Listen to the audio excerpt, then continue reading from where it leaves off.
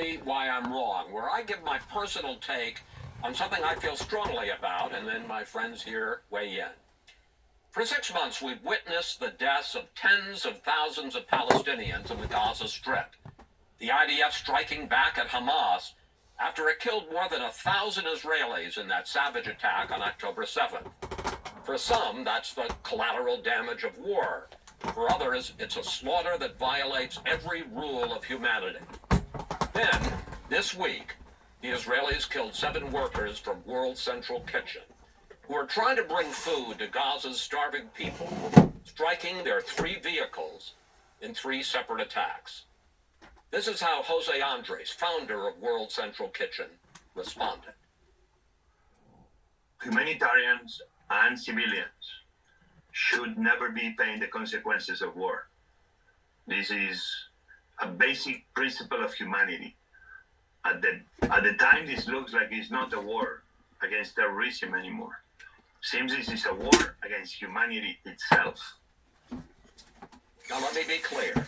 The deaths of 7 aid workers are no more tragic than the deaths of thousands of innocent Palestinian men, women, and children. But for me, this is personal. I've known Jose for years. A world-famous chef, he's made it his mission to feed people in need as an act of love. 2 years ago, my daughter Catherine volunteered at World Central Kitchen to help feed Ukrainian refugees who fled to Poland.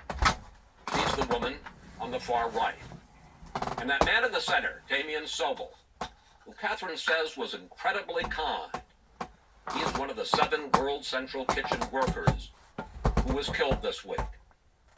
Now, I'm no military expert, and I know Hamas is hiding in a civilian population. But there's got to be some way Israel can fight this war without killing so many innocents, without killing people like Damien.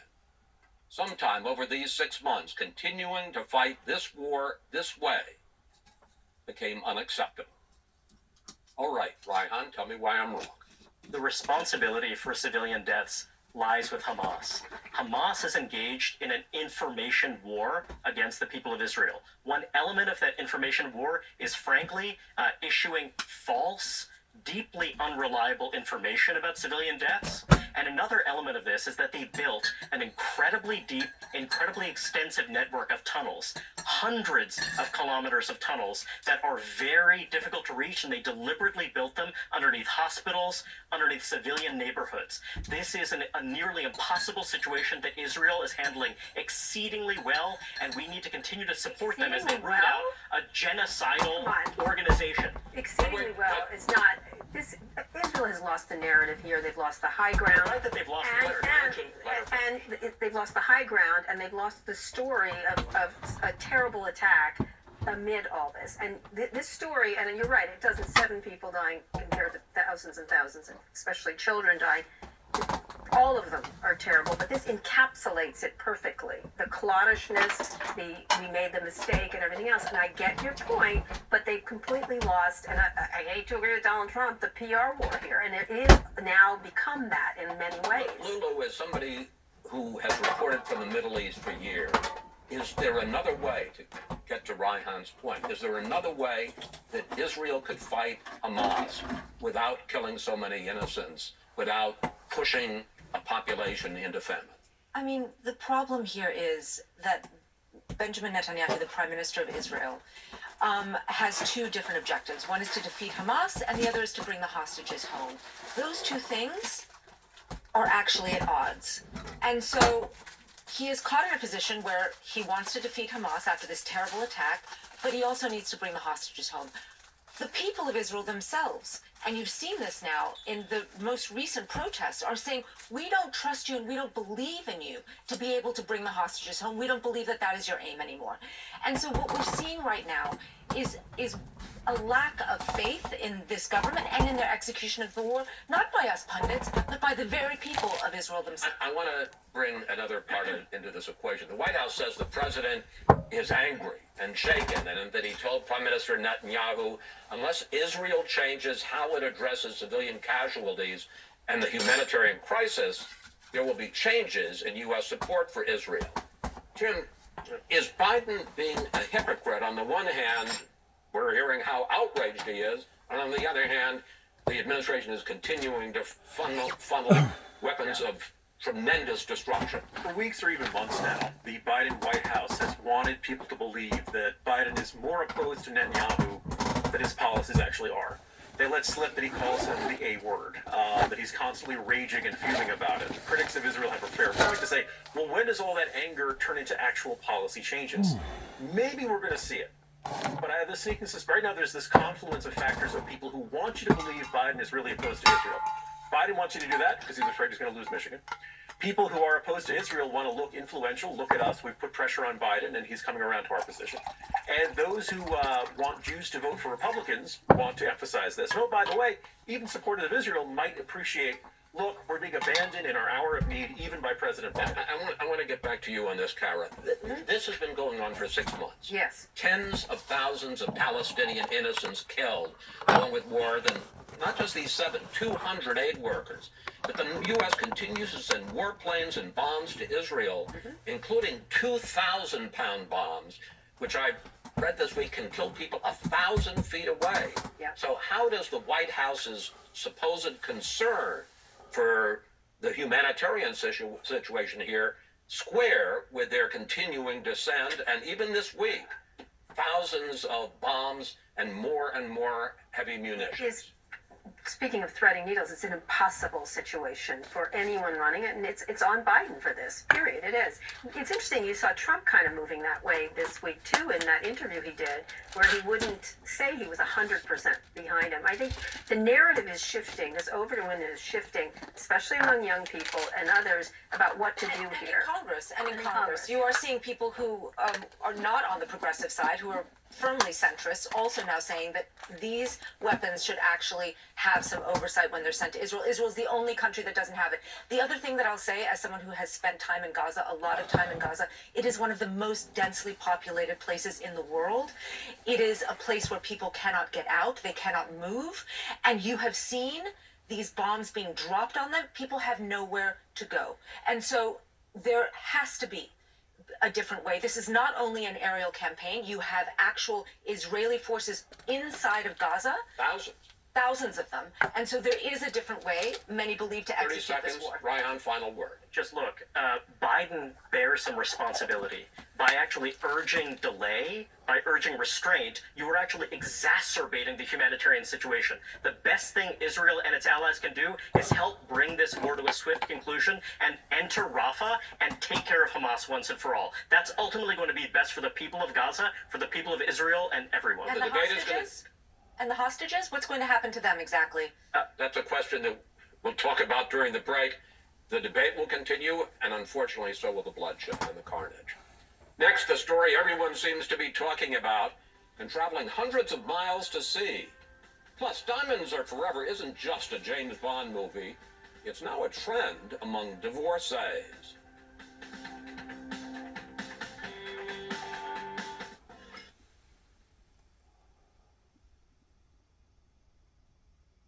It takes hundreds of tons of pressure and I don't know how much time to be able to make a diamond. Unbelievable in what it actually takes to make a diamond. What some are calling the biggest travel event of the year. Millions of Americans packing their bags to catch a glimpse of the total solar eclipse, which will cross America Monday afternoon on a path from Texas to Maine. There won't be another total eclipse in the U.S. for 20 years, which is why people are flocking to towns big and small along the 115-mile wide path to see it. Ryan, are you yay or nay on traveling to watch the eclipse? Absolutely not. I do not want to have my retinas fried or those of my little children. Are you aware of the fact that they have glasses?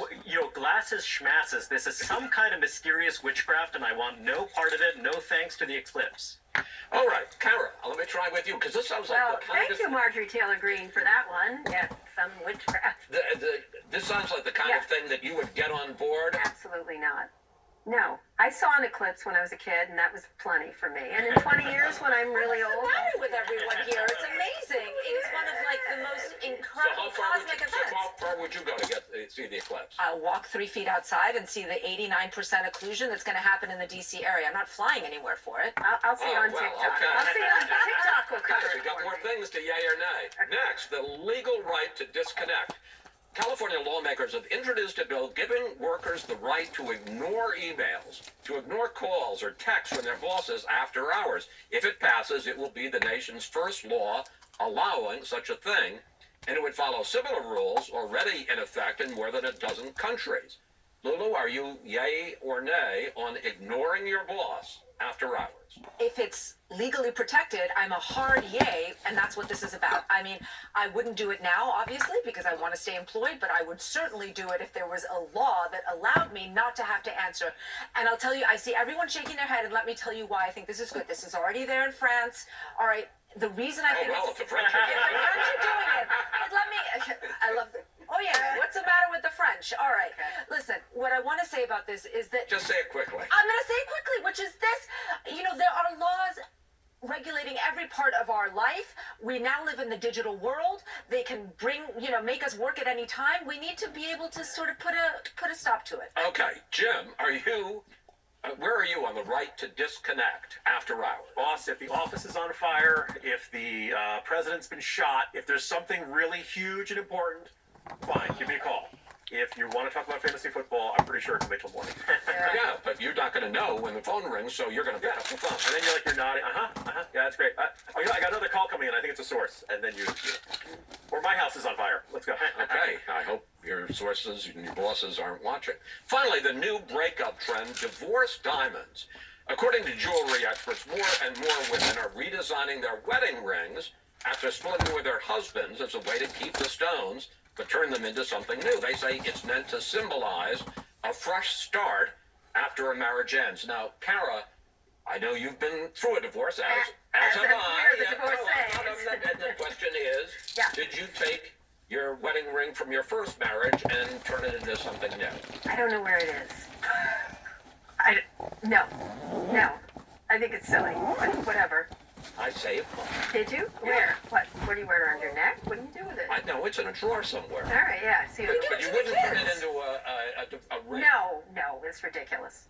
Up next, the Gen Z movement that could pay off for all of us for generations to come.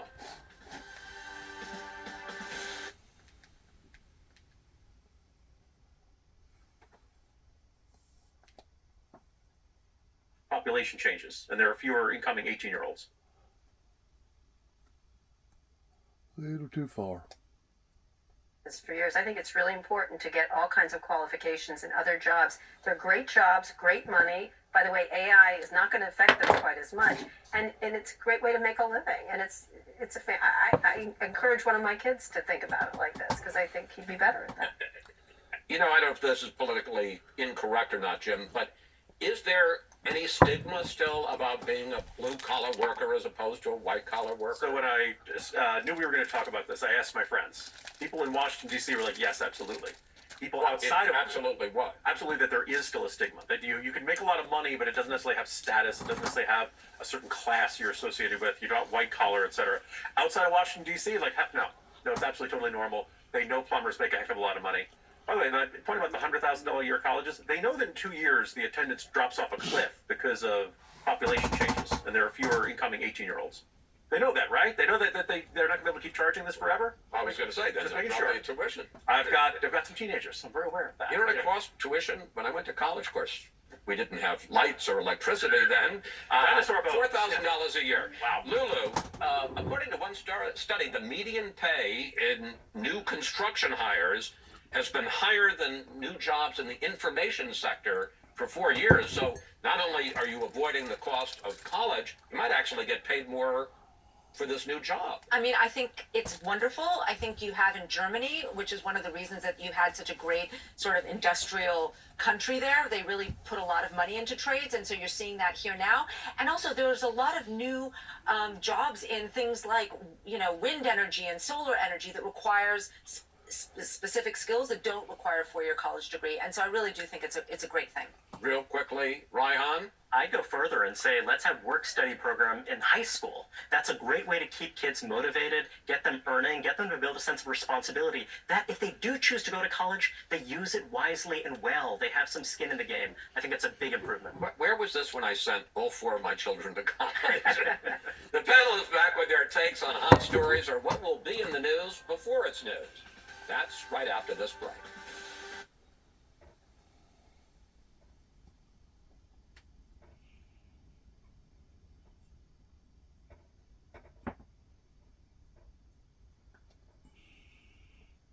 I hate to kind of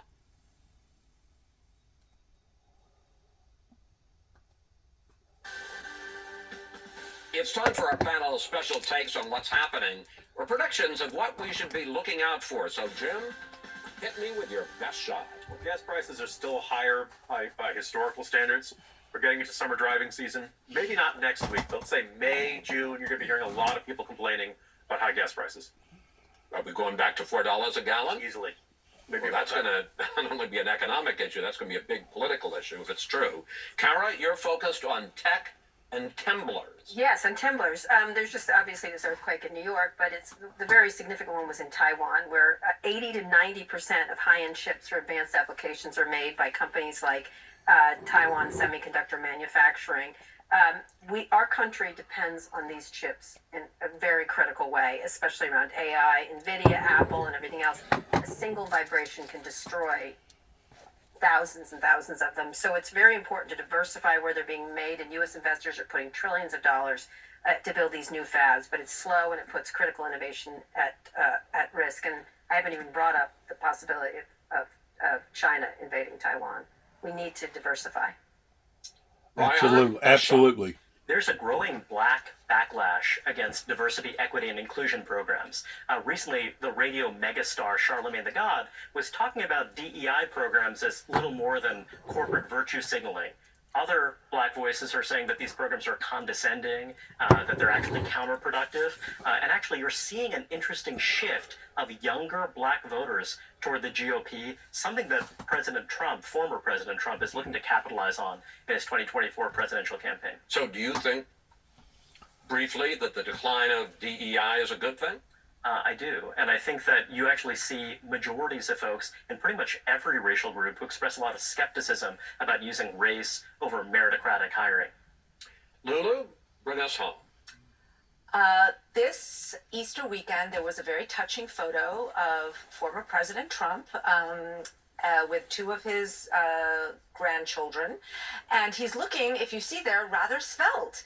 And that caught the eye, as you can imagine, of many on social media and elsewhere. And there has been a lot of chatter about whether he is on the big O. And by that I mean Ozempic, to the point where the New York Times, my employer, actually ended up writing to the campaign to formally ask them if he was on Ozempic. And the reason I find this interesting is because Trump is larger than life. That is his brand. He's a big guy. And this shrinks you. And so it might be that he wants to be healthier. It might be that he wants to be more attractive on camera for the campaign. But it also might be that it could hurt him in the end, because he just doesn't seem quite as imposing, perhaps, if he does go on the Ozempic journey. Which And I know you were worried because you want him to be as imposing as possible. Of course. It's really out of concern for him that maybe it might not be. And we should just point out, we have no idea if what he's doing. Maybe he's... Oh, yeah. Maybe he's working out. Maybe he's working out. He's such a disciplined guy. Yeah. Gang, thank you all for being here. And thank you for spending part of your day with us. These guys are impossible. We'll see you right back here next week. Next week.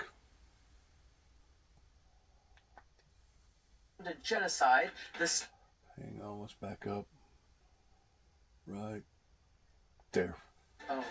We never imagined that our loved one will still be there. Then, the Arab world's answer to Jon Stewart, comedian Bassem Youssef, on why it's not what you say, but how you say it. I remember my fans from Egypt would come to my stand-up comedy show. They were so disappointed. Like, oh, Pat, he's going to drive an Uber in 6 months from now. And from my archive, 30 years since the Rwanda genocide, the stain of the world's inaction after almost 1 million people were exterminated. Wow. Also this hour, hour, Eclipse Mania grips North America. How to best prepare for Monday's once-in-a-generation event.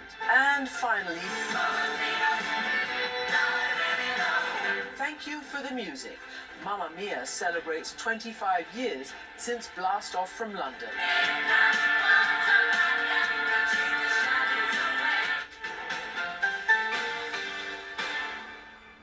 Welcome to the program, everyone. I'm Christiana Manpour in London. This weekend marks 6 months since the single most deadly attack in Israel's history roiled the region and the world. On October 7th, 2023, hundreds of Hamas fighters poured across the border from Gaza, killing 1,200 Israelis, mostly civilians, and kidnapping 253 men, women and children. Of those, 130 are still missing, 34 of them are presumed dead. Since Israel responded with its massive war in Gaza, more than 33,000 Palestinians have been killed and more than 70,000 injured. In a moment, I'll be speaking 33,000 killed and 70,000 injured.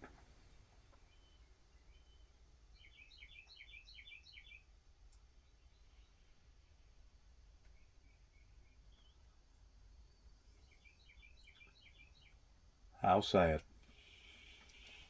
Sharon Lifshitz, whose mother was one of the first hostages to be released and whose father is still being held captive. But first, CNN's Jeremy Diamond and Nada Bashir explain this terrible turning point in a decades-long conflict. Well, Christian, 6 months after the October 7th attacks shook Israeli society to its core and sent it on a war footing, there is still considerable uncertainty about that war's future, as well as of the fate of the hostages who were taken captive on that very day. The Israeli military now claims to have dismantled 20 of Hamas's original 24 battalions in the Gaza Strip, but the Israeli military's campaign in Gaza is far from over. A major offensive in Rafah still looms on the surface, and Israeli troops do not have full control of the Gaza Strip 6 months later. While the Israeli military has succeeded in killing the number 3 Hamas commander in Gaza, they have not killed most of Hamas's senior leaders, including Yahya Sinwar, the Hamas's leader in Gaza, who still remains at large. And then, of course, there is the fate of the hostages. Of the 253 people the Israeli government says were taken hostage on October 7th, 130 of those still remain in Gaza. 34 of those have been confirmed dead by the Israeli government. For the families of those hostages, it has been 183 days of pure agony for them. 183 days of fighting for the return of their loved ones, of trying to pressure every potential government in the world, including, of course, the Israeli government and Prime Minister Netanyahu, trying to urge the Israeli government to prioritize negotiations, the return of their loved ones, over the war in Gaza. Jeremy Diamond, CNN, Jerusalem. Well, over the last 6 months, Gaza has been forced to face the worst of catastrophes. Israel's relentless bombing campaign and ground operations have left much of the Strip destroyed, forcing the majority of Gaza's 2.2 million strong population into overcrowded shelters in the south, where Israel is threatening to launch a full-scale ground operation. Israel says its aim is to destroy Hamas, but the death toll has now surpassed a staggering 33,000, most of them civilians and many of them children. Few hospitals are still able to provide life-saving care for the wounded. Those who do survive must live under dire humanitarian situations, with diseases spreading rapidly and limited humanitarian supplies getting into the Strip.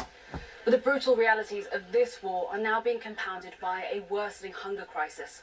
The UN says more than 1 million people are on the brink of total starvation, with experts accusing Israel of intentionally starving the Palestinian people.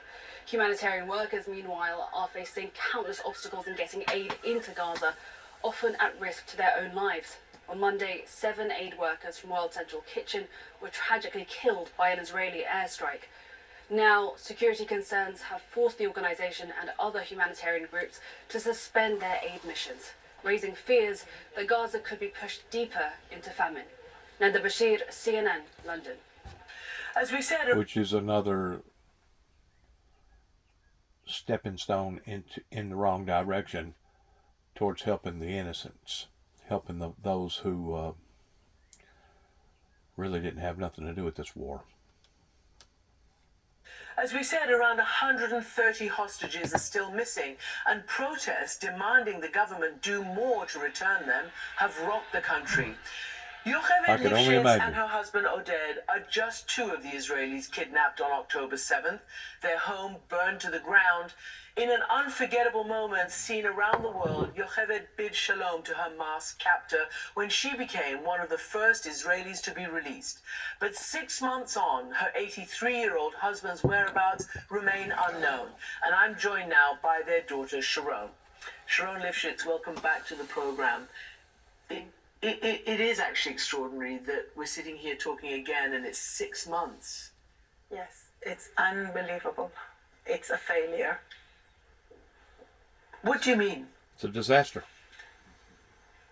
I don't need to say who has caused this failure, but if 134 people are still held hostage after 6 months of war, we as a hostage family have not managed to press upon whoever it is to bring them back home and how important it is.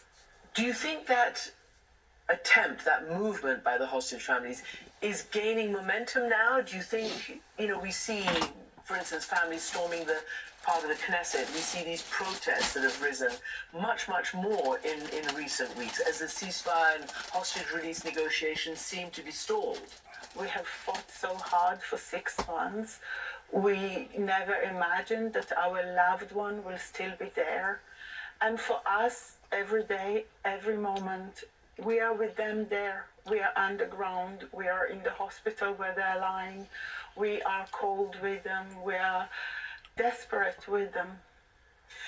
We know, and I said your mother fortunately was one of the first to be released, and that was in October, shortly after she was taken captive. But your 83-year-old father, Oded, remains hostage. Have you, in these 6 months, heard anything about him? The hostages that came back later told us that he was seen in Gaza, he was seen in El Nassar hospital on the first day, and one of the hostages was with him in the same room for a period. After that, we have no knowledge of him, so we assume he's still out there.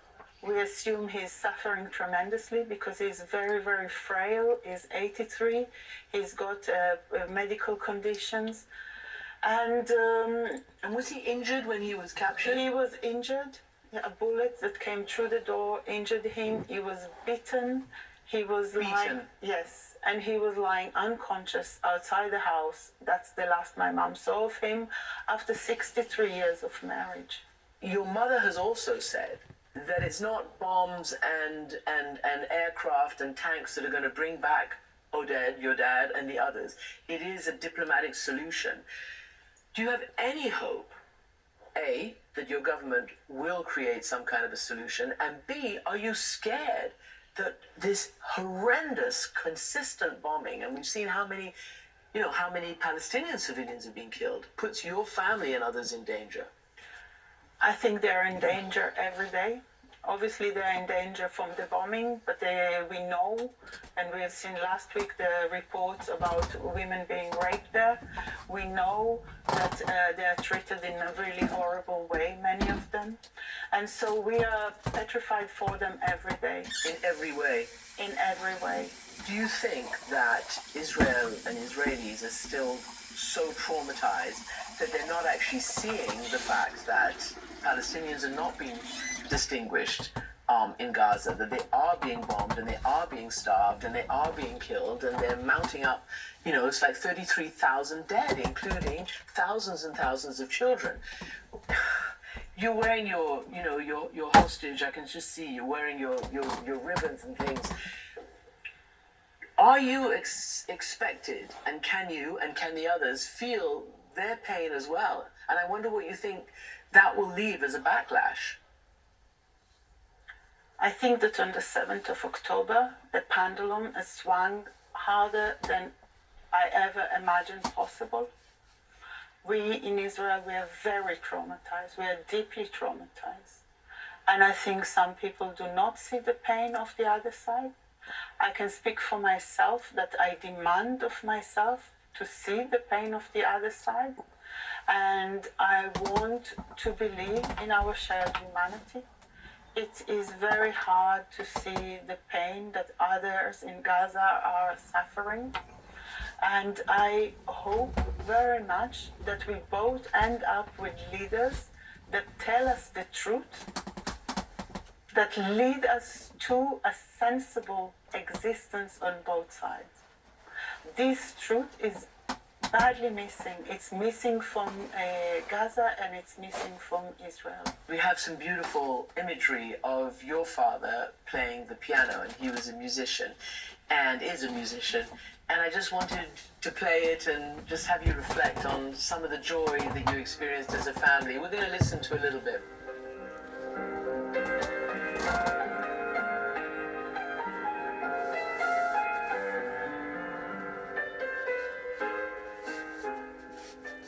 That's Oded. He's somewhere in captivity right now. Yeah, I hope they treat him as hand. I hope he will come back to us. He is a remarkable person. He really believed that we should both write letters to the leaders of the world to tell them how to solve the problem of the world. And I hope that he knows we love him. I'm sure he does. Amen. Sharon Lifshitz, thank you. Welcome.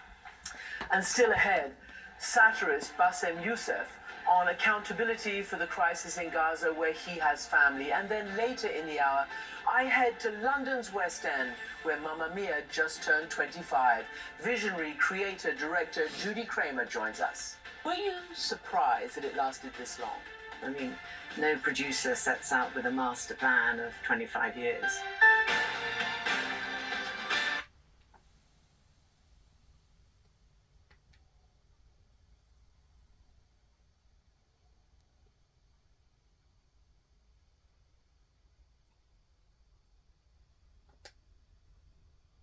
The Egyptian satirist who was forced into exile after years of mocking his own country's ruling elite. After rebuilding his life and his public image as an American citizen, the heart surgeon turned comedian has found a new focus for his increasingly dark sense of humor. It's mostly his own story, but he cannot avoid what's happening in Gaza, where his wife has family. I spoke to Bassem here in the London studio this week while he took time out from his stand-up world tour. You have family in Gaza, your wife's family, your in-laws are there, right? Yes. And tell me, can you talk to them? No, I mean, I've been touring, so it's been difficult. It's been difficult enough for them to be in touch with my wife and her family. But the thing is, they have like many families there, like cousins and uncles, and they're all left their houses in Khan Yunis and Gaza and northern Gaza. And now they are in one apartment, in one building in Rafah, sharing it with 25 other families. And you know, at any moment we can hear a bomb drop. But it's okay because Israel will apologize, I'm sure, as they usually do. I mean, like, I was so happy to listen to their sincere apology for killing the people from Central Kitchen. Oh my God, like the pain that they have to go through. I mean, even like one of their spokesmen tweeted on Twitter, it's like, see what Hamas made me do. It's like, it is so interesting. And the thing is, what's really, for me, what's very interesting is the outrage, the global outcry. It's like, oh, how could you do that, Israel? But we forget James Miller, a British filmmaker that was also killed by Israeli snipers. We forget Tom Hartland, which he was like also a British activist who's killed in the head. We forget Shirin Abu Aqla, the American-Palestinian reporter. It's like every time it's like, oh, Hamas did it. Oh, we did it. We're so sorry. There will be absolutely no accountability of what they did in Gaza for the past 6 months. This is what pains me. Do you not think the tone is changing, given the mounting death toll? Slightly, but it is performative rage. Like the world leaders are so enraged about Israel killing the 7 workers. And we talk about that, but I find that there's more rage about killing 7 foreign workers more than the rage about killing 30,000 Palestinians. I mean, look. Remember when we say that? Remember when 30,000 was too much? Remember when 3,000 Palestinians was too much? Yeah. You know what happened? 3,000. You know, tomorrow, if 300,000 Palestinians killed, nobody will care. Nobody will care. Numbers don't mean anything. Why do you think that is? Because they don't look at Palestinians as equal human beings. I don't speak about the current events because I can't. I do my show, which is like my personal story. It's a still very funny show. Please come to the show, and you will enjoy it. And it's a kind of a break. It's the only way where I can be a break of what's happening. I cannot deal with that on a daily basis in my comedy. I can't. So tell me about your show then. How My do you deal show with it? is my own personal story from a heart surgeon turned comedian. Had to be interrogated for his comedy for 6 hours. Had to leave the country because of my Your own jokes. country? Yes. I found myself in a gun rally. I found myself in 2 blocks away from a bombing. I find myself in the process of trying to be an American citizen. So it's a more of a personal story that anybody can relate to. What was it like starting over in America? It was terrible. Because you went from being #1 star Into a nobody. Okay, into a nobody. I was going to comedy clubs trying to make it there, and people not laughing, and it humiliates you, humbles you, and humiliates you at the same time. And it was a journey. Doing stand-up comedy in your second language, doing stand-up comedy in general is difficult. Doing it in your second language is even an added pressure. And I tell this everywhere. I remember my fans from Egypt would come to my stand-up comedy show, and they see me as, of course, I wasn't good.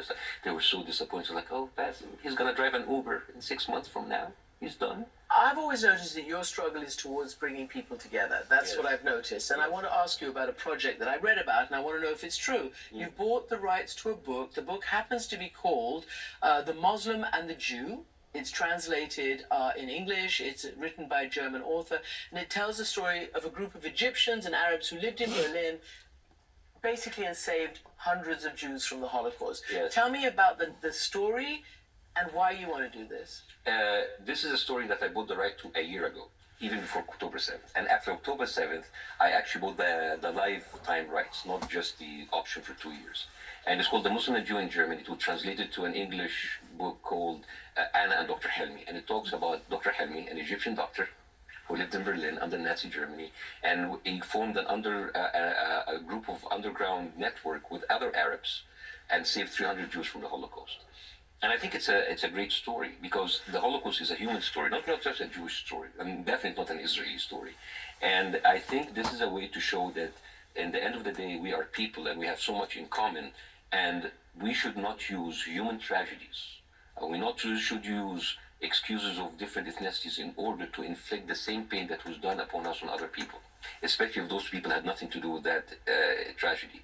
And I want to show that, like, even before the establishment of Israel, Arabs and Jews in Germany lived a life of harmony and cohabitation, and they were even closer together than the German Christians. And the Holocaust is a very important part of our contemporary history, and we have a role in it, like saving other peoples from there, and we're being erased. So as an Arab, I want to actually show our story, ourselves, and put us into the place where we actually have a say and a place in human history. Bassem Youssef on tour around the UK. And coming up on the program, from my archive, 30 years since the Rwanda genocide, my conversation with the general who tried to warn the world. Then later in the hour, science meets spiritualism as North America gets a front row seat for Monday's total solar eclipse.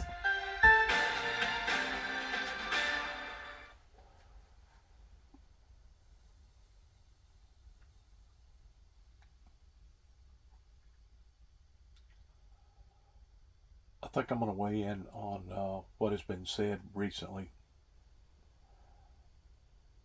There's no doubt, and I know this is probably going to sound offensive to a lot of people. Keeping the peace. Delaire is Canadian. I know this is going to sound offensive to a lot of people. Yeah. All lives do matter, regardless whether they be saved lives or unsaved lives, regardless whether they be Christians' lives or non-Christians' lives, pertaining to those that truly worship God Almighty in whatever name, in whatever ethnic way that they worship God Almighty. The sense that I get out of it, in which I know a lot of people are going to say that I'm prejudiced by saying this, and which maybe I am. Whenever Christ talked about the meek inheriting the earth. He was talking about those who truly believe in the Almighty through the teachings of Himself. Now, you can dance around beliefs all you want. You can manipulate one's belief all they want. But the bottom line is this: you can tell the tree by the fruit that it bears. And obviously, those people over in the Middle East have been studying the very substance of what it talks about in the Bible of the old Persian Empire that even the Heavenly Father says that He Himself hates. Now, I know, according to the laws of the land in America, hate mongering is supposed to be against the law, though hate mongering has been going on since the beginning of time. But the point that I'm trying to make is this: just within the past 30 years in America, I can't vouch for all these other countries in which some of them you can tell has went to the far left. Whenever it comes to anti-Semitism of people that literally, physically, emotionally, psychologically, spiritually hates the born-again Christian, has intensified probably 1,000-fold just within the past 30 plus years. Why is that? It's because the unsaved, the atheist, the agnostic, are those that are worshiping a false, phony pretense of the Heavenly Father towards not allowing for Christ to be their obedient leadership and quality of worship, are basically intimidated and infuriated by the Christian society, and they want to take us out. Now, I've made mention of this before, pretending to let the meek grow with the tares until time of harvest. The tares represents the ungodly, the evil, the demonic. They have been trying to take out the godly ever since the beginning of time, ever since Cain slew his brother. And we can see in the Bible to where righteous men would stand up, regardless whether it was a priest or a rabbi or a holy man or whatever, and those people's lives was persecuted and run from village to village, and some even persecuted to death. This is the reason why it explicitly talks about in Revelations, the first part of Revelations, to be thou faithful unto death, and he who shall overcometh will not be hurt of the second death. The second death is the spiritual death. That if you are truly authentic in your worship with God, and yes, that means through the teachings of the Lord Jesus Christ, we do not have to worry about the second death, because our names is written in the Lamb's Book of Life. So whenever people tell you that this is not a holy war, they're telling you a lie. A bald-faced, absolute 100% lie. Because it's not about color, it's not about ethnic groups, it's not about education, it's not about money, it's not about beauty, it's not about who is intelligent versus who is not. It all boils down to good versus evil and evil versus good. And that's the very thing that the people over in Israel, Jerusalem, started mentioning right off the bat pertaining to Hamas. That this is no longer about one ethnic group versus another ethnic group. This is literally about good versus evil and evil versus good.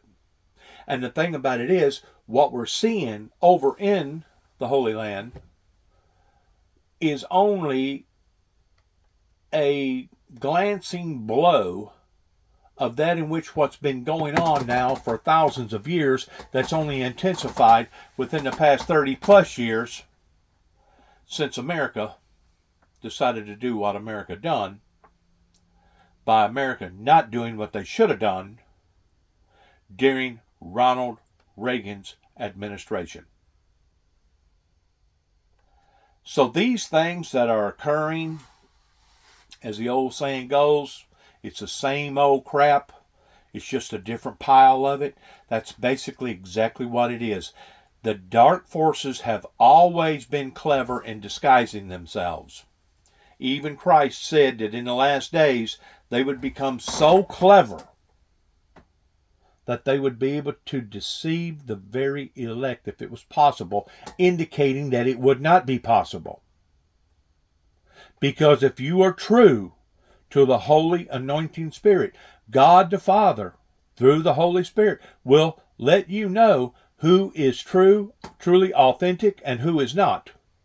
And whenever it talks about in the Bible, do not throw your pearls before the swine, that's exactly what the American people and various Christian colonies have been doing now for several years in bowing down and giving in to evil. No, I do not like to see the damages going on with the lives of the innocent over in the Middle East, no more than anybody else does. War is a horrible, horrible thing. It has never been a pleasant thing to witness, much less experience. I pray for the hostages as much as I pray for all the other victims over there. I pray for a solution to the problem, but there's not going to be a solution to the problem until both are willing to come to the table and, yes, compromise to some degree, maybe not compromise on per se their belief in God and how they serve God and how they look at God, but you got to call it as you see it in being a straight shooter, that the Jews, for thousands of years, the true Orthodox Jew, has been in denial about who and what Christ was from the very get-go. It was the Jews that executed the Lord Jesus Christ. It was the Jews that refused to acknowledge that God's only begotten Son come in a fleshly form. So please pray for these situations going on in the Middle East. It's basically nothing but a powder keg, a tinderbox, just ready to ignite in any direction unimaginable, that basically I think our leadership pertaining to the CIA has lost control over. Happen again for another 2 decades. Join CNN. That's just my opinion about it. Around the country of the spectacle in the skies. Spectacle in the sky. The presidential plane was shot down, plunging Rwanda into hell. Ethnic tensions between two warring groups, the Hutus and the Tutsis, would end in bloody genocide. Nearly 1 million people were slaughtered in that brutal 100-day rampage as the world stood by. The West's inaction would become a stain on human history. Despite repeated warnings from those on the ground, as I found speaking to the one person who back then did scream bloody murder. 1993, the African nation of Rwanda. General Romeo Dallaire was about to take up the most important command of his career, leading UN troops charged with keeping the peace. Dallaire is Canadian, the son of a soldier, and a military man who says that his first love has always been the army. And when you were first told that you were going to head the mission in Rwanda, how did you feel about that? An overwhelming excitement. 1 year later, Romeo Dallaire would leave Rwanda a broken man, his mission a failure, having watched helplessly as more than 800,000 people perished in the genocide. We could have actually saved hundreds of thousands. Nobody was interested. When he arrived in Rwanda, the mission was to monitor a peace agreement between the Hutus and the Tutsis.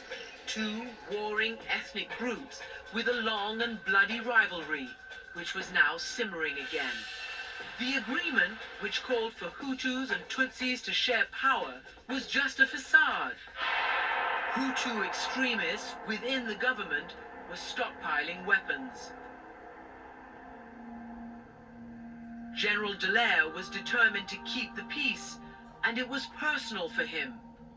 He had been raised on vivid stories of heroic Canadian soldiers who brought hope to Europe after the Holocaust. His own father, his role model, had been one of those soldiers. General Dallaire wanted to honor this legacy. What resources did you think you needed? I had estimated about 4,500 troops, and I got authority ultimately for 2,600. Just 2,600 troops, and none from the United States. Its taste for foreign intervention had soured. A few months earlier in Somalia, 24 Pakistani peacekeepers had been murdered. US commandos on the hunt for the killers had their Black Hawk helicopters shot down. 18 US soldiers were killed. Kofi Annan was then head of UN peacekeeping operations. The US troops had been killed and dragged through the streets and humiliated. Americans were anxious to extricate themselves from strife in Africa. And the governments were not prepared to take another risk and go into Rwanda. In January 1994, General Dallaire made a chilling discovery. An informant warned that Hutu government agents were planning for bloodshed, not peace. They were going to conduct an outright slaughter and elimination of the opposition. Did he tell you that he was being ordered to practice, prepare, train for this? Absolutely. General Dallaire sent this cable to UN headquarters in New York, warning that his informant has been ordered to register all Tutsi in Kigali. He suspects it is for their extermination. The informant described a major weapons cache which General Dallaire intended to raid. It is our intention to take action within the next 36 hours. Kofi Annan, concerned about the safety of Dallaire's limited UN force, responded, "We cannot agree to the operation contemplated, as it clearly goes beyond the mandate." When you got this response back, yes, what was your reaction? It was, if a commander's ever been taken by surprise, I certainly was taken by surprise. Did you try to change his mind? 5 more faxes of the same nature throughout the rest of January into February, and ultimately, I got authority. But it was too late, because Hutu extremists were about to begin their brutal extermination of the Tutsis.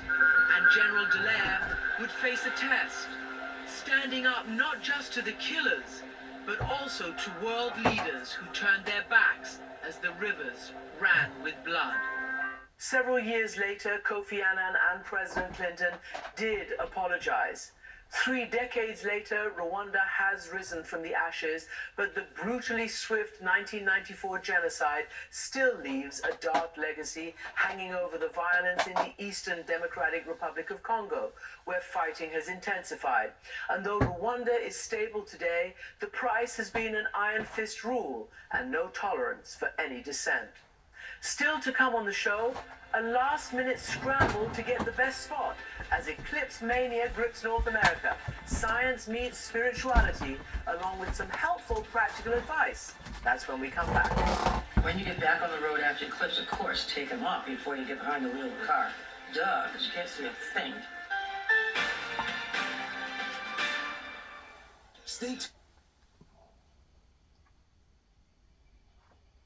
All that killing, using all that energy and all that time that could have been used for positive, productive purposes rather than wanting to butcher one another.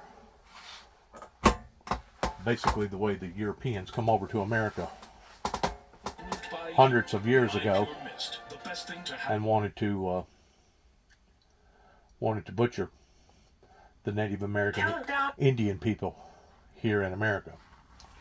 Now we're finding out that I've already made mention of a few years ago in verifying that in South America we have got evidence of the existences of civilization that goes back 13,000 years ago.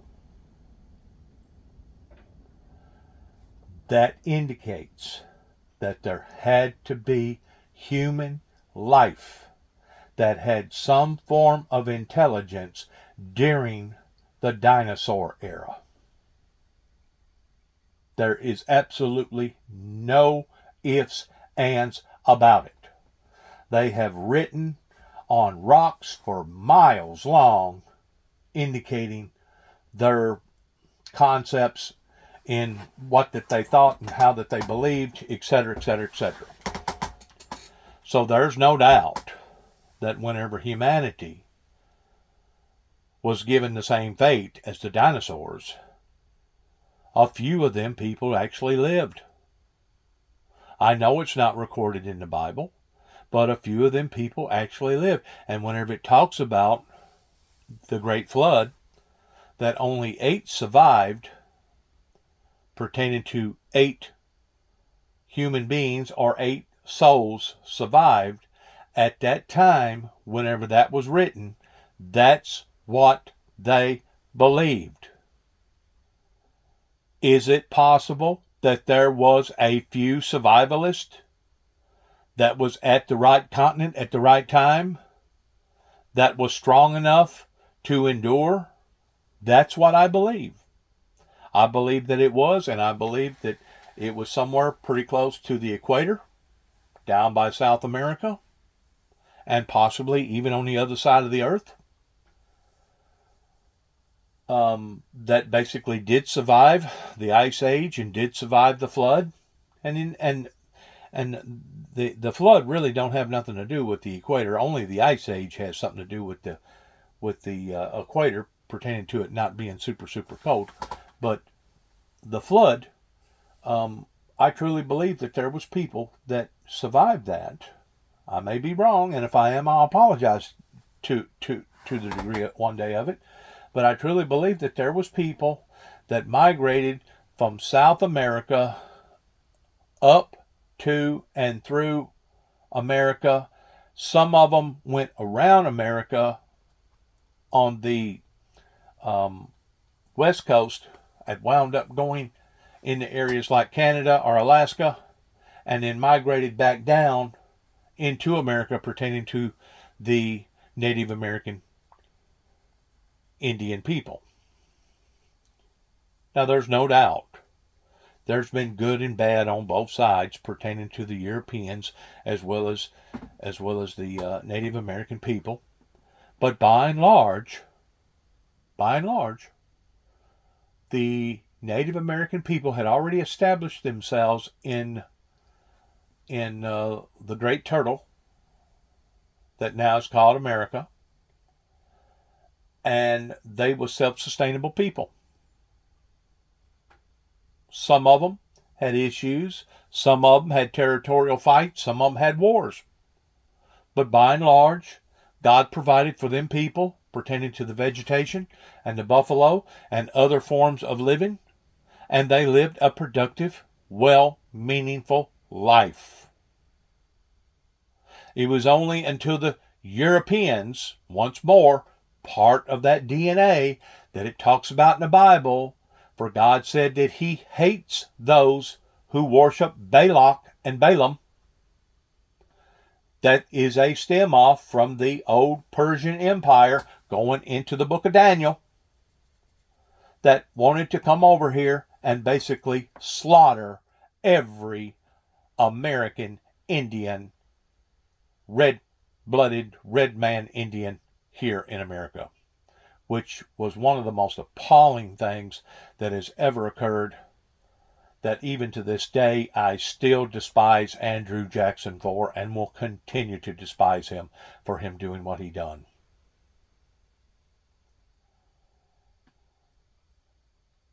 What we're seeing now is basically the same repeat of various groups that wants to go in and genocide other groups and not giving them the right to survive and not giving them the right to prosper and not giving them the right to worship in the way that they deservedly desire to worship, especially those that are desiring to worship a holy, righteous God through the teachings of the Lord Jesus Christ. We are seeing an uptick or an uprising, just as the Bible talks about, that in the last days Satan will come down or Satan will come up, whichever way you want to distinguish it, in great wrath, because it or he knoweth his time is short.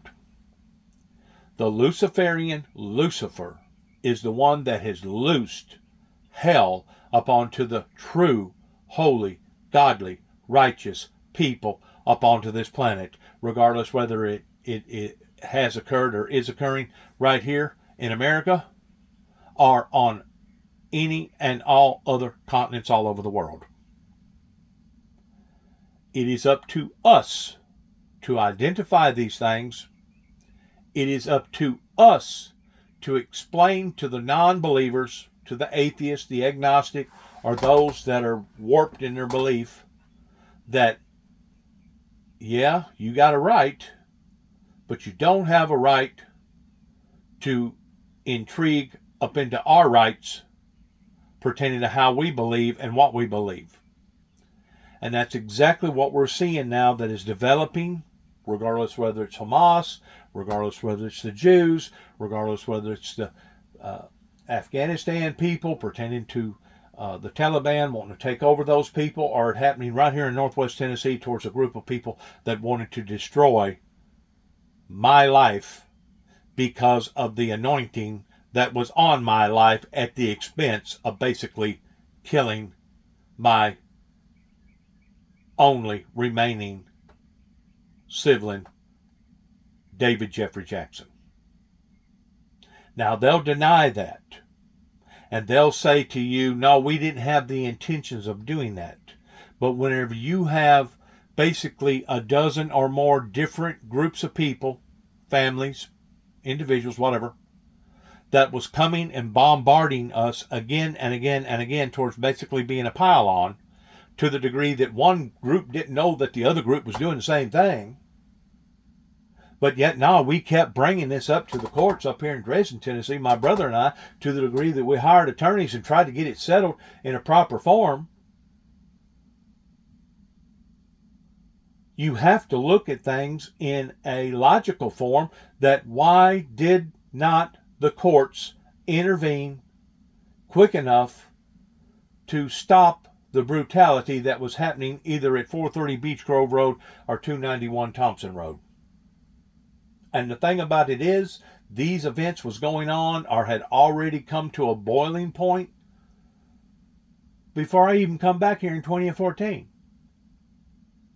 So basically, I kind of feel like that I was set up, misled, entrapped, even by my own brother, which probably didn't realize what he was doing at the time, by not being fully transparent of the things that not only he was going through with various individuals in this community, but my brother and my dad as well. That you got to go back to the core of origin. Why was our family targeted the way that it was? And that's only on a physical level. Now, if you want to go into a spiritual level, you got to go all the way back to 1983 pertaining to how that our genealogy was attacked at the expense of trying to take us all out. Especially my first cousin that was a brother to Kelmer Jackson, Leon Jackson, that had a son by the name of Maxie Jackson that basically lost almost his whole entire family because of the wickedness of Satan out to kill, steal, and destroy. And I talked to my cousin Maxie about this sometimes, and I tried to explain to him, Maxie, God didn't have nothing to do with that. That was an attack by the devil that basically killed your wife, her 2 children, and 2 of your one child by her and another child by another wife. The other son now lives in Colorado with major damage to his body pertaining to the burns that happened, that stayed in the Houston burnt victim system down there for over a year, that now lives in Colorado because of the marijuana laws, because of the pain and suffering that he's going through on a day-to-day basis on the tendons and the nerves endings of his skin being basically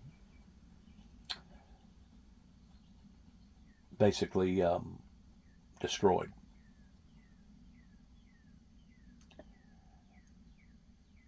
It took me a while before I got to looking at various things towards putting all the dots together and what was actually occurring in our lives. And basically, where it started at was up in Chicago, or north of Chicago, in a little town called Antioch, after we moved from Round Lake, whenever my mother was given a premonition, after my life had been spared a couple different times, over a major operation at the age of 2, and over electrocution, that basically the Heavenly Father had placed an anointing onto my life for me to do a particular purpose for the Heavenly Father, and that my mother was given a premonition that from that point in time, not only was we being targeted up there, but whenever we moved down here, we was also targeted that much more. And I feel like that could have had a big bearing on the reason why James Robert Jackson and Betty Joyce Jackson, that used to be a Jordan, went ahead and moved, because we had a sound, decent, prosperous relationship up north in basically having need of nothing. Especially living right there by the Round Lakes and Fox Lakes and all the other lakes up in that area. We basically had a very meaningful life that could have lived a very substantial life if we would have stayed up there. But for some reason, and I like to look at the fact that, well, maybe it was because my dad wanted to be closer to his mother and his father because they were still living. At the time, my mother's father had already passed away, but her mother was still living in this area. I would like to think that it was all because of that, but I truly believe what triggered it was the fact that we was being targeted up north by various strange events that was happening after my mother was giving that premonition. After the Lord actually visited my mother up north.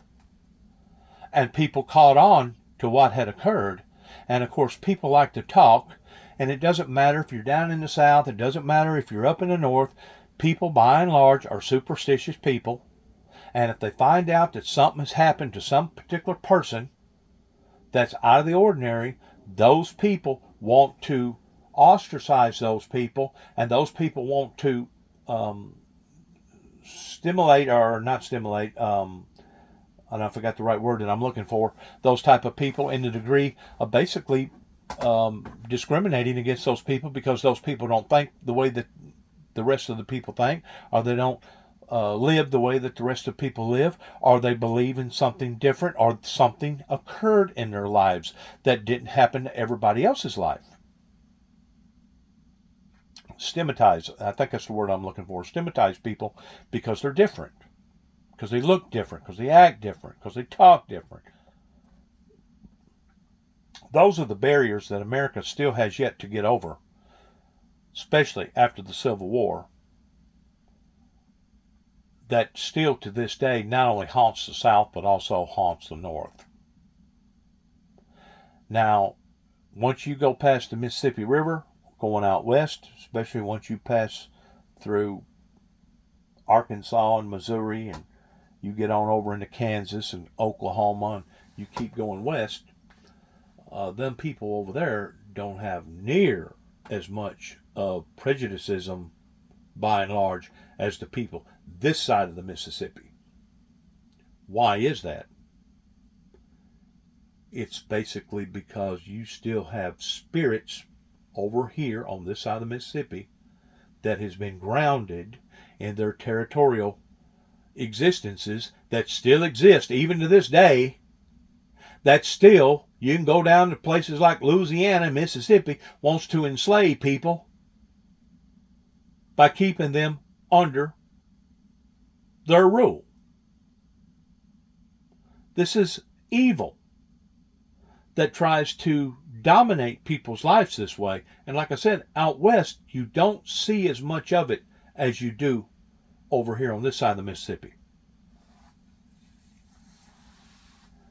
You would think by now, after 2,000 years later, after all the wars that have been fought all over the planet, you would think by now that people would have an open mind in what's happening, and they wouldn't be so close-minded in understanding that this is truly a spiritual war that we are involved in. This really don't have nothing to do with color, race, education, any of the above. This is truly a holy war. That's the things that I'm continually looking at, regardless whether it's happening in Africa or Haiti or over in the Holy Land or over in Ukraine or over right here in the United States. It is a spiritual warfare, just as the Bible expresses that's going to occur in the final last days towards Satan coming down in great wrath because it or he knoweth its time is short. And it talks about Gog and Magog, and it talks about Balaam and Balak, and it talks about the old Persian Empire, that's basically where this stemmed from, which was basically right over there, somewhere in the Middle East, that I personally believe come from Saudi Arabia, come from the Arab existences in that area. Now, does that mean that I'm totally against all Arabs? Absolutely not. Absolutely not. Because there is a lot of fair-minded, good people in the Arab race that I truly believe that have acknowledged that Jesus Christ was more than just a prophet or a man, that he was actually God in the flesh. But then again, there's other people over there that despises that ideal, that literally hates that ideal, and Saudi Arabia is one of the core of origins over there that I guess to this day, that if you get caught with a King James Version Bible over there, or if you get caught over there praying in the name of anything else other than Allah, you are subject of being executed right then and there on the spot. So you cannot tell me that it's not, first of all, a spiritual warfare, and secondly, you can't tell me where the core of origin actually began that stemmed off this type of hate. It began over there in the Middle Eastern area. And these are all things that the Bible talks about that will occur in the last days, all lining up with the 4 horsemen out of the 7 seals regarding what it teaches in the latter part of Daniel that's going to occur as far as knowledge expanding, the earth being as a drunkard. These was all occurrences that happened after the handwriting on the wall. That was a supernatural event that occurred during the reign of the old Persian Empire. So this is all about good versus evil, evil versus good. And I continue to keep saying that we are basically nothing more than pawns in the middle of this warfare, that we ourselves have become collateral damage in the degree of Satan that throwed the first lick, that wanted to overpower the Holy Eternal Father by taking over his kingdom that rightfully belonged to him. And because of it, there was war in heaven, and he got booted out along with about a third of the other ones that followed after Lucifer. This thing has not ended. And I promise you, you will know whenever it has, because evil will have been exterminated. And evil, instead of it being exterminated, it's actually growing in proportionally areas unbelievable, just like seeing people genociding other people in other areas, or going down into areas down in South America where they're actually practicing cannibalism. Does some of it related around basically a civilized society versus an uncivilized society? Part of it does. Part of it does.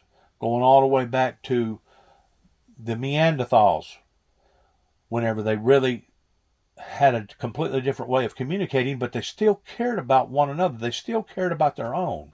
They still took care of their own, by and large, unless they was deranged, in which today we have people that's deranged that won't even take care of themselves, much less take care of their own. But we have a confused, mixed up group of people that should not be mixed up and confused. And the only way of looking at this logically is the fact that these demonic spirits, which is out to kill, steal, and destroy, which is the author of confusion, has basically manifested such of a toehold upon society that if we don't watch, the same destruction that they have brought up into their lives will be brought up into our own. So once more, it's not a matter of working harder, but working smarter and identifying who your true adversary is. Eclipse mania is in high gear across North America, where the moon will completely block the sun in 13 US states and parts of Canada and Mexico on Monday. But despite best laid plans, it could be hit or miss for millions of people if Mother Nature spoils the show. CNN space correspondent Kristen Fisher explains how science is about to meet spiritualism. It's the most amazing terrestrial thing I've ever seen. Dr. Hakeem Oluseyi is one of the diehards, an eclipse hunter and astrophysicist who's hoping to see his 6th total solar eclipse on Monday. What makes an eclipse so special? Yeah. You don't have to ask that question if you see it, right? It's like bringing... It's like winning the lotto. The odds of you living in civilization and actually witnessing an eclipse is almost slim to none. Now we realize, because of so many people on the planet today, that it seems like it's not quite as narrow as what it used to be towards actually witnessing an eclipse. But we have proof of various tribal groups all over the world that had witnessed an eclipse that actually interpreted it in a completely different perspective. Please listen. Space and the cosmos to your lap. This is when you know, hey, I live in a solar system that's in a galaxy. It's surreal. A total solar eclipse happens when the moon moves in between the sun and the earth, aligning so perfectly that it completely blocks the face of the sun. And now the corona, which is 1 billion times dimmer, becomes visible. It just appears. This is the moment of totality? This is the moment of totality. Totality this time is a long totality. It's about twice as long as the 2017 total solar eclipse. Oh, wow. This is a 4-minute totality. That is... Nearly 32 million people in the United States, from Texas to Maine, live within the path of totality. Millions more will be traveling to get there, and roughly 450 couples will be getting married during totality at 2 mass wedding events elope at the eclipse in Arkansas and Ohio. We wanted to, we wanted to do something unique, but we didn't necessarily need to be up front and center, and it's something that will bond everyone who does it that day together forever. What is it about an eclipse that makes it kind of romantic? There's like a story about the sun and the moon, and they fell in love, and then when they finally kissed, that's when the solar eclipse happened. A cosmic kiss. It's similar to what the Navajo people have believed for centuries.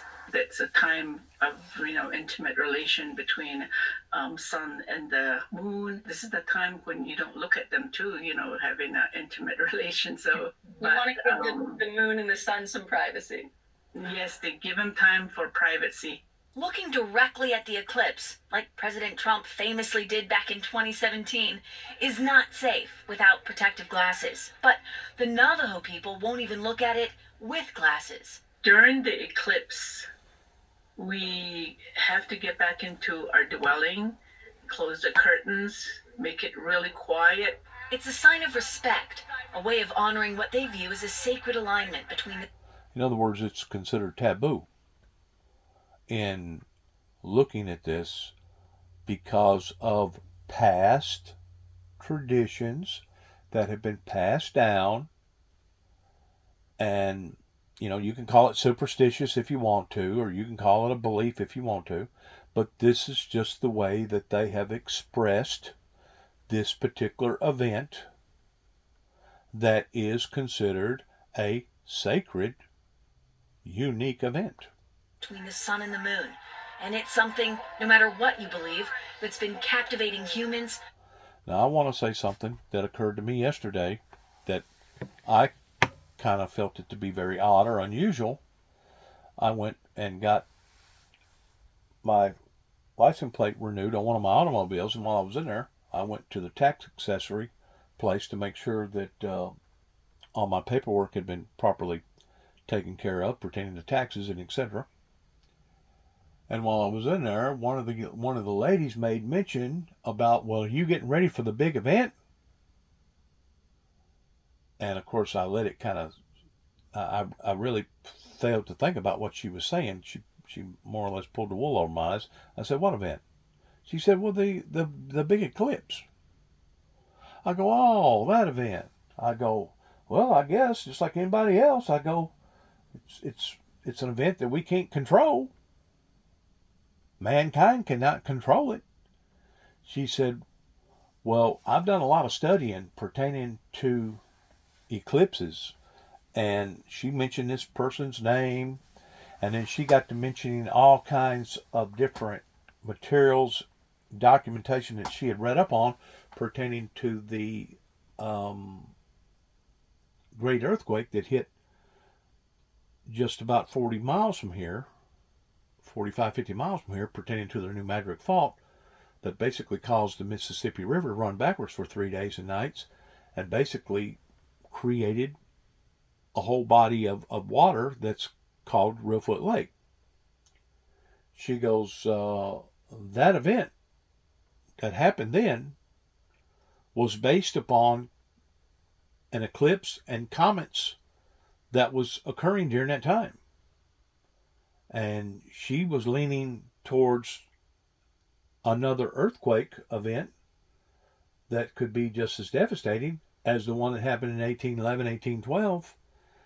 And whenever she said that, I realized that this woman that was working in the office up here in Dresden, Tennessee, at the courthouse, pertaining to the tax assessory, had no idea what was all over the news prior to her talking about that, about 2 or 3 hours that I had been asphyxiated on the news watching that yesterday morning, pertaining to a 4.8 earthquake that hit over in the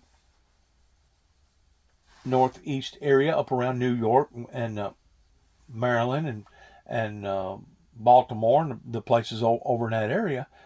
And I actually, it was almost like a premonition at first, and then I thought, no, it's not really a premonition, it's more like an omen, that she would bring up all that about what that she had studied about the New Madrid Fault. And now I'm standing there, I'm sitting there listening to her. I'm in my wheelchair, I'm listening to her, talking, and then all of a sudden I make mention, I go, well, are you not aware that an earthquake took place just about 3 hours ago up in New York City? That's one of the rarest events that hadn't happened in almost 200 years. And then her mouth flew open, such as, no, I wasn't aware of that. I go, well, yeah. I go, matter of fact, we got hit in West Tennessee, I think, by a 2.3 earthquake yesterday, which is pretty common for around here because of the New Madrid Fault.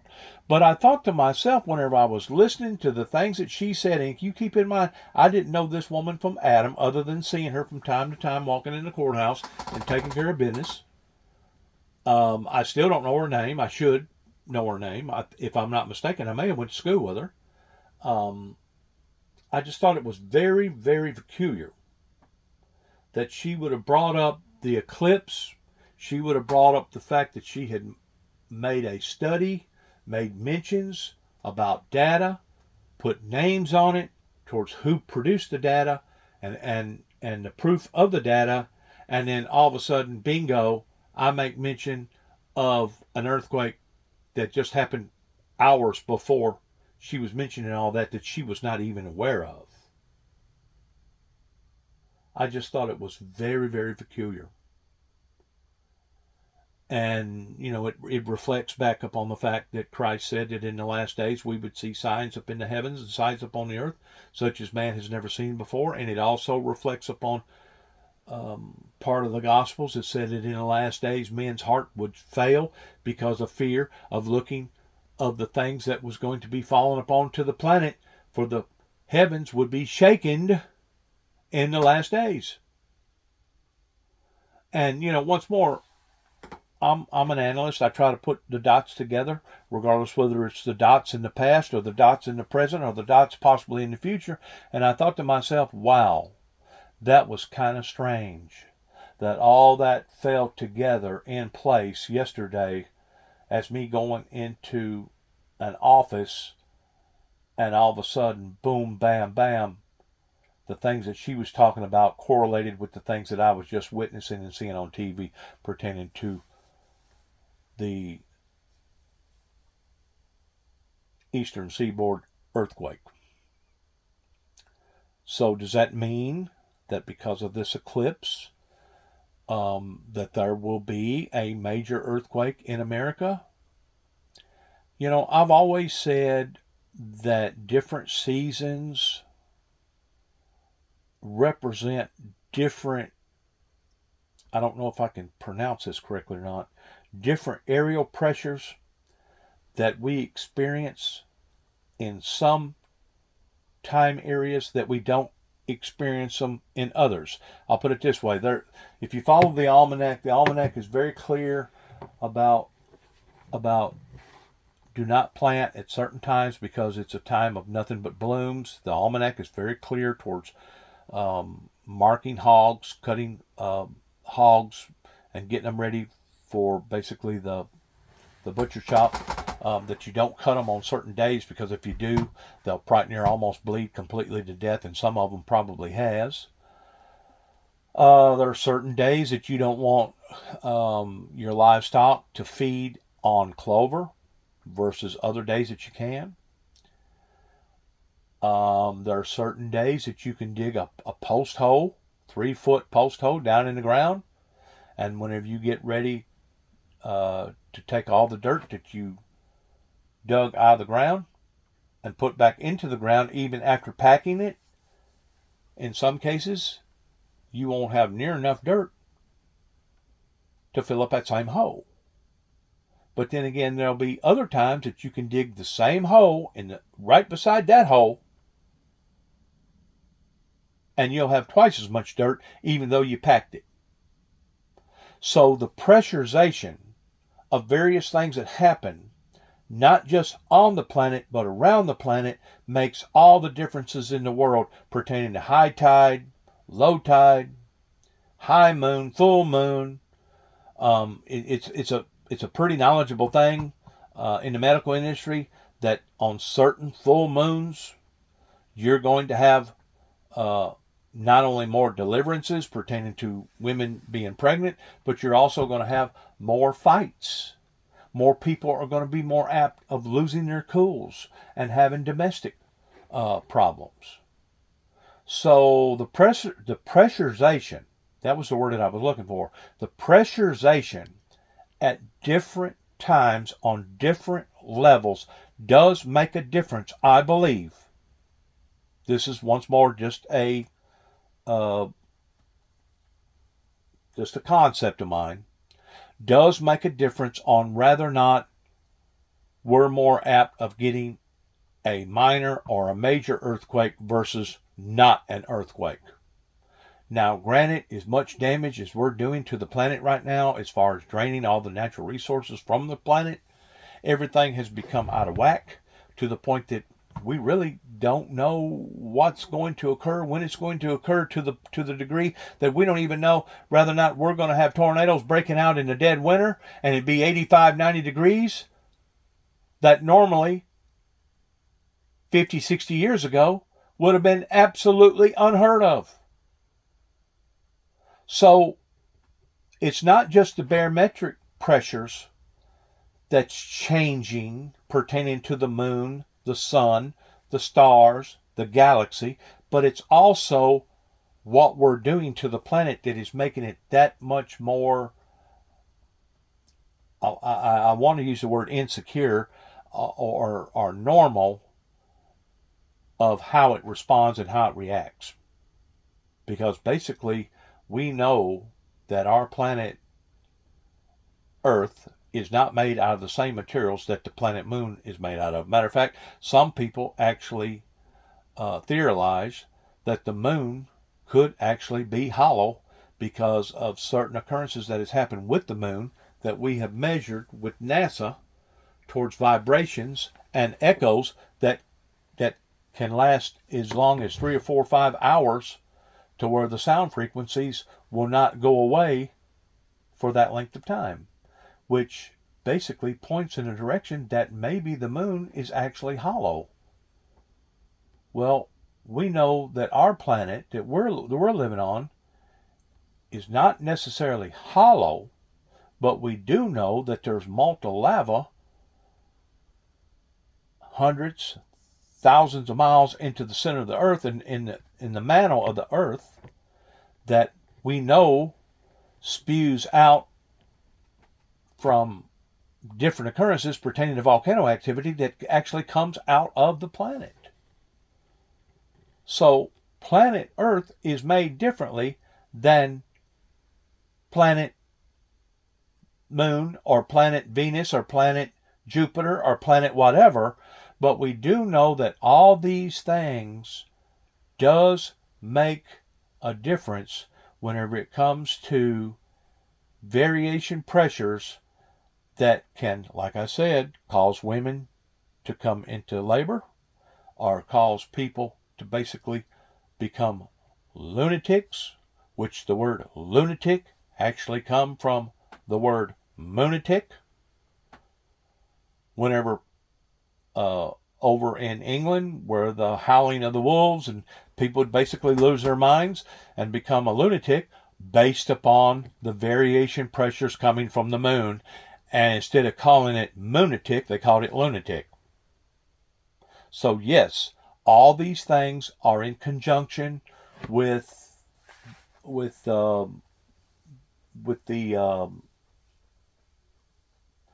zodiac of various times responding and reacting at various times more so than it does in others. Is it possible that there could be a major earthquake within this time frame of this pressure or depressurizing itself to this degree? Very possible. Very possible. I'm not saying it's likely, but I'm just saying it's very possible.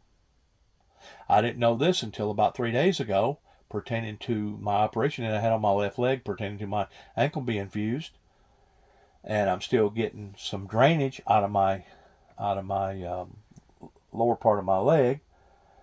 And they have recently taken me to the womb care clinic there in Martin, Tennessee, and they're basically using science to try to figure out just exactly what antibiotic that I need to take to be able to heal the infection that's going on in my leg. In the meantime, they put me in this kind of like a sock that's almost like a cast, and it depressurizes pressure points in your feet and in your leg.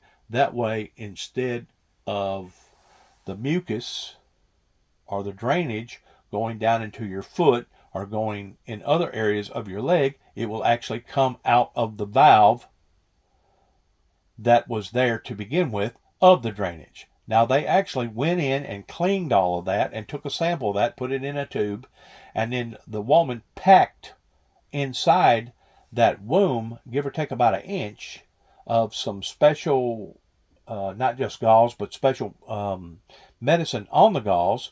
In the meantime, they're going to take that mucus that was in that leg, and they're going to analyze it at the lab. That way they can make a better determination on what type of medicine would be better for it. But as we was talking, she said, not only do we have that method, but we have a last resort method that, if all else fails, will actually work in a lot of different situations with a lot of different people. And I said, what is that?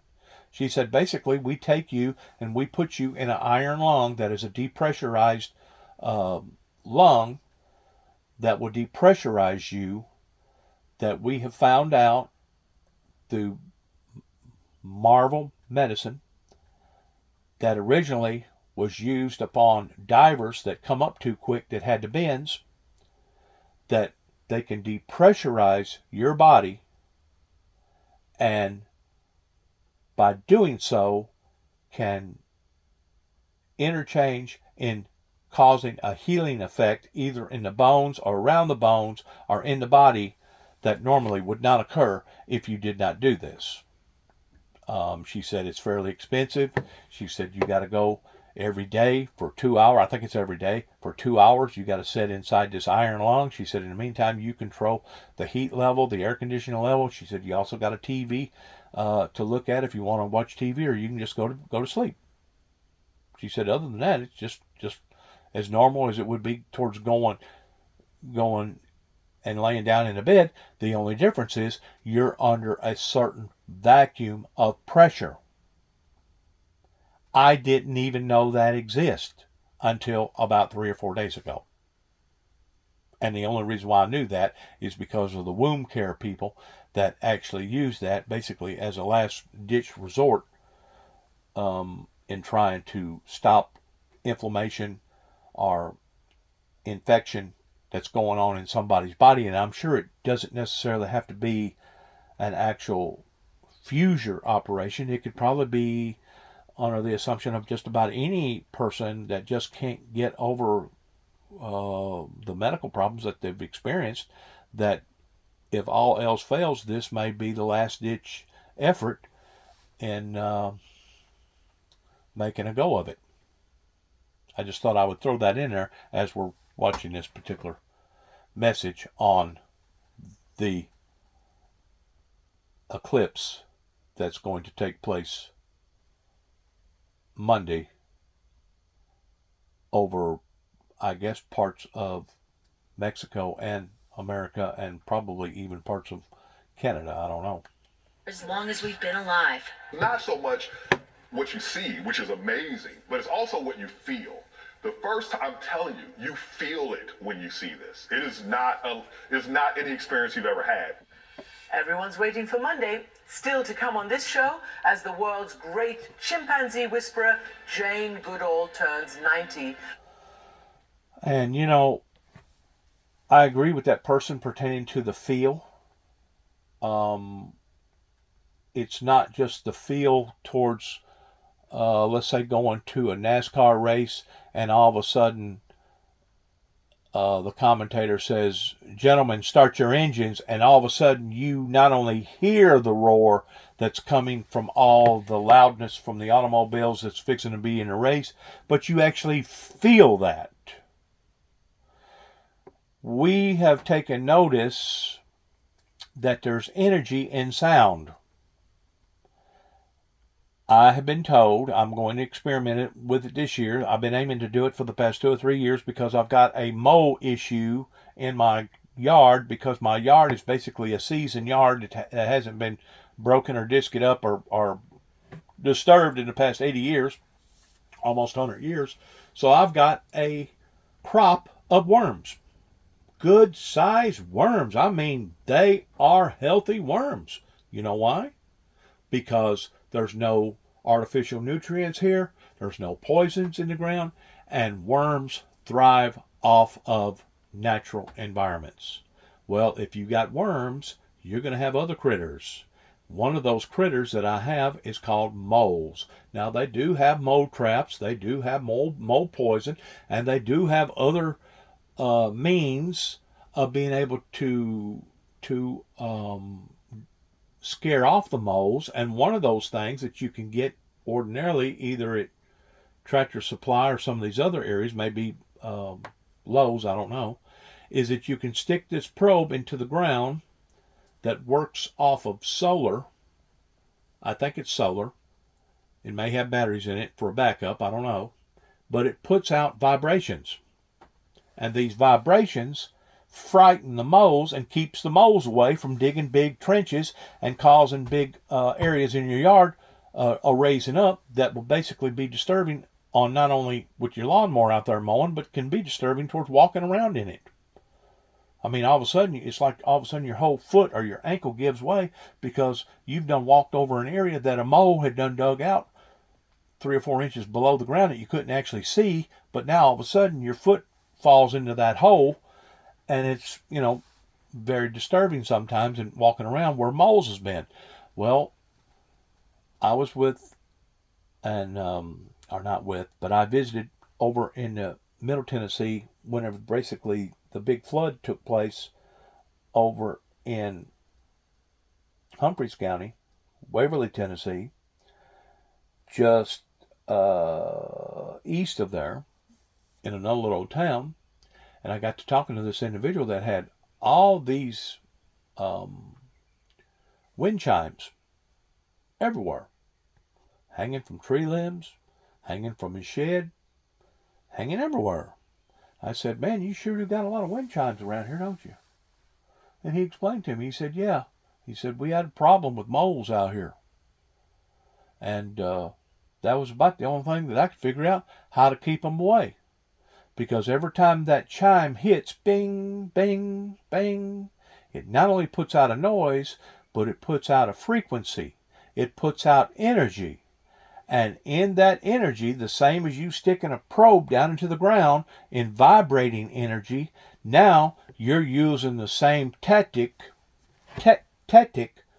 in creating energy that the moles don't like by doing it in sound frequency versus vibration frequency. That basically can accomplish the same thing. And he told me that since they started putting all them wind chimes up, he said they ain't had a mole problem one.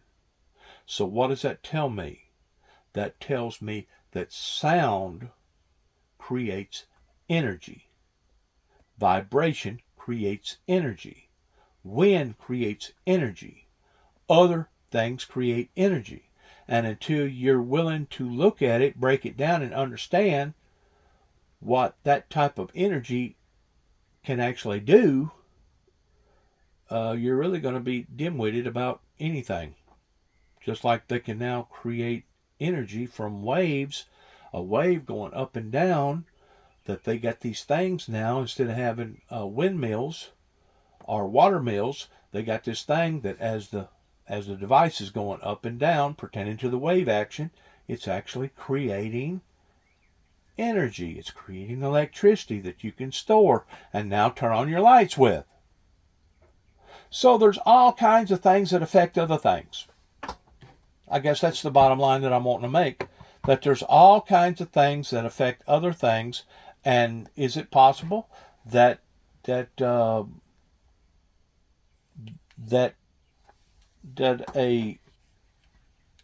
eclipse could change the flow of energy pertaining to the pressures? Absolutely. Absolutely it could. In addition to what we're already doing in discharging the ecosystem below our feet, in draining all the precious resources from the ground, leaving big crevices and craters and holes that now we're seeing the repercussions of, in addition to the oil that was put there for a shield, that now the heat is expanding more and more from the center of the earth to the outside of the earth, in addition to the carbon dioxides that we're putting up into the upper atmosphere, that's breaking down the ozone layer, that's causing more and more people of having skin cancer, and et cetera, et cetera, et cetera. That's also making us more vulnerable to the degree that if there was an actual solar flare that struck directly towards planet Earth, those that was on the side that the sun was on at that particular point in time could actually receive tremendous damage on a catastrophic level, especially with all our electronics and etc., that it could basically fry. I want to say God bless America, God bless our troops, and good luck to each and every one of us. I hope that nothing like that occurs pertaining to in this power plane event that basically changes the dynamics of pressure pertaining to energy. I hope and pray that nothing like that occurs pertaining to a major earthquake, but at the same time, I hope for the best and expect the worst. At the same time, I put science with biblical prophecies of what it talks about, that the powers of heaven will be shaken in the last days, and that men's hearts will fail of fear of looking of things falling upon to the planet, indicating that a lot of times a heart attack, a coronary arrest, we know that in cases of an emergency, like an airplane pilot is fixing to lose control of the airplane, even though that airplane pilot may gain control back over that fuselage that he's flying in, it could be enough to cause 2 or 3 people to not only have a heart attack, but to die in doing so. Fear. Fear can actually cause people heart to disrupt to the degree that they basically have a major stroke or heart attack. So all these things are important for the factors to put into play, because we know that these energies can do various things at different times. Refuses to deal with. That's a necessary event that has to take place in order for us to know who we're turning the keys over to in Gaza, and hopefully it won't be Hamas. And then we've seen protests in Israel against Netanyahu and calls for him to step down. How does that either further disrupt? Once more, this is a very, very sad situation. We want to pray for the people over there. We want to pray for the elderly, the sick. We want to pray for people in Haiti. We want to pray for the starvation people over in Africa. We want to pray for the people over in Ukraine. We want to pray for the people right here in America, pertaining to those who have been misled, those who have went astray. We want to pray for the sick, the weak, the defenseless, all over the planet. Because the bottom line is, yes, all lives matter. All lives, old or young. Looking at it not so much from a humanitarian standpoint, but looking at it from a spiritual, godly standpoint, that we are all, A-L-L, creations from the Creator. The same as the bees, the same as the trees, the same as the oceans, the same as the birds, the same as every other type of life species that we know of. Good luck to all of us, and God bless and shalom.